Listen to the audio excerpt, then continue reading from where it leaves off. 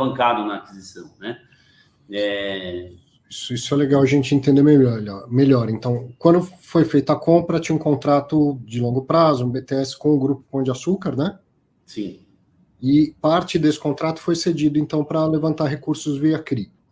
Exatamente. Aí agora desmonta essa operação, ou o comprador leva o CRI junto, ou fica no fundo? Como que fica a parte da alavancagem específica desse imóvel?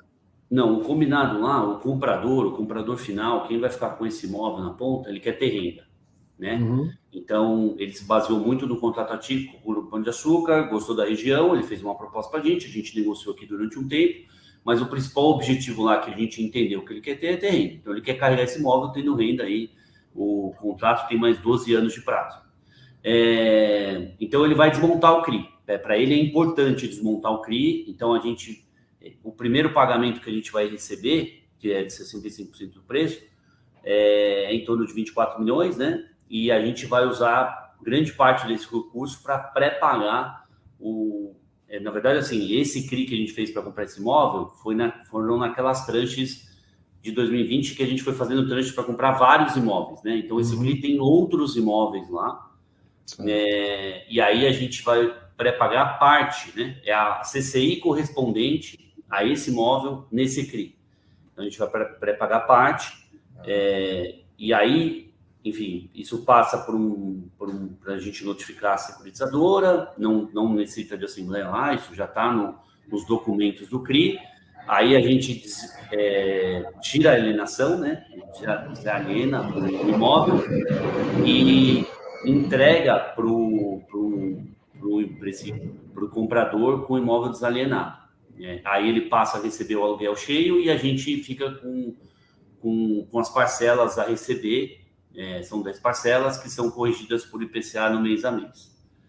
Foi assim então, que a gente formulou essa operação. Esse CRI é de um valor muito maior, ele juntou vários contratos de locação, cada contrato gerou uma CCI, né, que é uma cédula de crédito imobiliário, a securitizadora empacotou todas e fez uma grande emissão. E agora, então, o que vai ser pré-pago é especificamente o pedaço que corresponde a esse imóvel, a essa CCI. Então, apesar de ser um monte de coisa empacotada junto, dá para separar, dá para carimbar o que é cada contrato. E esse vai sair, então, o CRI segue com um valor menor, com um saldo menor, e o comprador não tem mais essa obrigação. Exatamente. E aqui para a gente, o saldo devedor lá dessa CCI, especificamente, é em torno de 20 milhões. Então, para a gente, a nossa alavancagem aqui diminui em torno de 20 milhões. Então, a gente não fica com esse recurso, mas ao mesmo tempo diminui a alavancagem, diminui o nosso compromisso de pagamento de PMTs mensais, né? E a gente fica com o que sobrar, né?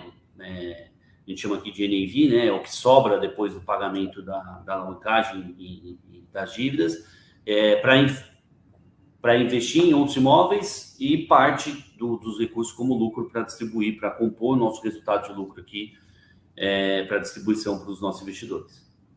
Esse 0,42 por cota, evidentemente que ele vai sendo reconhecido à medida que vão entrando parcelas, tá certo? Sim, sim. E então ele nem seria o caso de distribuir de uma vez. Mas ele chega a alterar o guidance que o fundo dá ou permanece naquele mesmo range lá de rendimentos?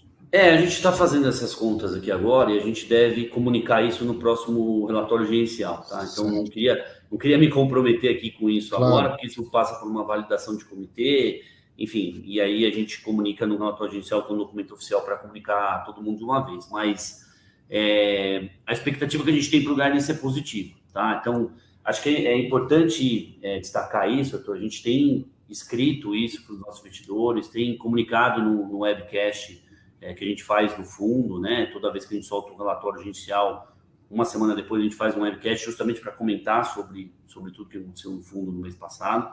E o TXF11 ele passou por uma desalavancagem bem relevante, né? Mesmo que seja uma desalavancagem relativa, ele passou por uma desalavancagem. Então a gente tinha no meados do ano passado, a gente tinha em torno de 50% de alavancagem, e hoje o fundo tem 36% de alavancagem. Isso faz com que a gente tenha essa alavancagem, ela traz uma eficiência financeira. Então, a gente tinha um resultado melhor na ponta resultado dessa alavancagem, que a gente comprava por cap rates maiores e securitizava por uma taxa de desconto menor, né? Então, isso fazia com que o nosso resultado na ponta fosse maior. Como a gente passou por essa desalavancagem relativa, isso diminuiu o risco do fundo, né? Então, você ter um fundo com 50% de alavancagem e ter um fundo com 36%, são coisas diferentes do ponto de vista de risco. Só que, ao mesmo tempo, a gente diminuiu o retorno que a gente faz no mês a mês, né? Afinal de contas, o risco do fundo é menor, então o retorno diminui. Eu queria que fosse isso tão simples e claro para todo mundo entender que retorno é uma função do risco. Que bom que você está falando isso, porque sou eu que fico falando isso o tempo todo. Diminuir o risco do fundo, diminuir o retorno. Agora, dependendo da relação, então, se o risco caiu numa proporção maior do que a diminuição do retorno, você gerou valor. Exatamente. Então, mas como que a gente tem composto isso, né? A gente não diminuiu a distribuição, né? Sim. Mas as pessoas têm visto que a gente tem usado de reserva de lucros para compor a distribuição no mês a mês. Então, como que a gente tem feito isso? A gente vendeu um imóvel no ano passado, que destravou 15 milhões de reais de lucro. A primeira parcela a gente recebeu em dezembro de 22, não à toa a gente teve que pagar um dividendo excepcional em dezembro, a gente pagou R$1,20, sendo que a gente vem distribuindo 85 centavos por cota. A gente seguiu pagando 85 esse semestre, então o guidance para esse semestre aqui até junho de 23 é distribuir 85 centavos. E o imóvel que a gente vendeu no ano passado, ele tem um componente que a gente, é isso que você falou agora, né? A gente vai mensurando esse resultado na medida que a gente recebe as parcelas. E lá, esse outro imóvel, a gente parcelou ele em 3 parcelas semestrais. Então, a gente reconheceu parte em dezembro, vamos reconhecer parte agora em junho, e vamos reconhecer a última parcela, né, o último resultado dessa venda em dezembro de 23. Então, esse resultado está compondo o nosso guidance. E agora a gente incrementou mais essa venda. Então, a forma como a gente tem equacionado, né, essa relação de risco e retorno, a gente diminuiu o risco, mas a gente tem conseguido distribuir o mesmo resultado, é porque a gente tem feito essa venda de ativos com lucro, muito com essa cabeça de gestão ativa aqui que a gente tem, né? E assim, a gente tem muita demanda aqui do nosso lado para vender imóveis. O portfólio do TXF11, a gente, de verdade, aqui reconhece como um portfólio único, um portfólio excepcional. São quase 500 mil metros quadrados de terreno, sem contar os imóveis, né? Quase 500 mil metros quadrados de terreno localizados em lugares estratégicos dentro de grandes cidades. Isso é um land bank muito difícil de se replicar. E, além disso, a gente está carregando isso com uma forma inteligente, porque você tem contratos atípicos, né? Com grandes empresas, pagando aluguel, com yield interessante. Então, a gente é muito provocado aqui.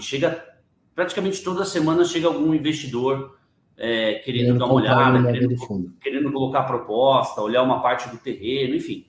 Só que a gente, nesse momento especificamente, a gente, como eu disse, tem feito isso com muita cautela, porque a gente percebe que isso é uma proteção de valor do fundo, para os cotistas do fundo, no longo prazo, né? Então, a gente não gostaria de vender por um preço, por causa de um momento específico que a gente está passando agora, um momento mais difícil, que os cap rates estão maiores, né? A gente não gostaria de antecipar esse resultado, mas destruindo valor para o cotista. Não é isso que a gente quer, pelo contrário, a gente está sempre aqui buscando gerar valor. Então, acho que essa operação vai ao encontro disso, vai ao encontro da gente gerar valor para o nosso cotista. A gente vendeu por um cap rate de 6,59, né? Não por momento atual, em que as NTNBs longas têm negociado no cupom acima de 6, não é trivial fazer esse tipo de venda nesse momento, reconhece o valor do fundo, e acho que traz também para a pauta dos investidores e para o mercado de maneira geral, qual que é o real valor do fundo, né? Porque se você for trazer todo o portfólio do fundo para um cap próximo a isso, o fundo hoje tem distribuído um dividend yield na ponta de 10%, né? O que, se você devolve as taxas, você está falando de um portfólio para um dividend yield de quase 11%, e a gente vendeu um imóvel do fundo a 6,59, né? Se for chegar esse yield que a gente está distribuindo próximo a esse cap que a gente vendeu, qual que é o valor da cota do fundo que deveria estar trigando secundário, né? Então, acho que tudo isso é um componente que justifica a gente fazer essa venda nesse momento. É um raciocínio bem interessante. Eu dividi esse cap por 12 para a gente deixar uma base mais fácil todo mundo comparar. Então, o comprador está comprando para ganhar 0,55% ao mês de aluguel. E o fundo está sendo negociado a um preço que leva a um dividend yield de 0,82, né? Exatamente. Então, livre de imposto, né? E quem recebe aluguel de imóvel paga imposto ainda. Então, você vê então, que acho que é uma forma do cotista, o investidor, entender que a venda, se você tivesse vendido a um preço em que o comprador vai ter 0,90 ao mês e o fundo está tendo 0,82, então daria para ele olhar e falar, pô, acho que essa venda foi barata. Agora, se a venda gera 0,55 e o fundo estava gerando 0,82, essa diferença, mais ou menos, é valor gerado para dentro do próprio patrimônio, né?